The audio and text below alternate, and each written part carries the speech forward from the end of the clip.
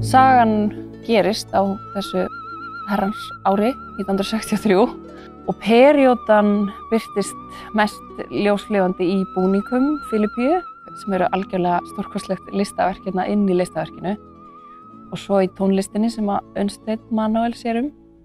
En svo leikmyndin okkar eftir Krassa sig og Brynju í sameiningu meira svona stríi sem sambærilegur upplifun okkar þegar við lesum bókmenntir og þá fyllum við út í, við fyllum upp í eyðurnar sem eru á blaðsíðunni. Það falleg hljóðmynd, það eru fallegi búningar, það eru góðir leikarar, það gott handrit byggt á góðri sögu, góðri bók.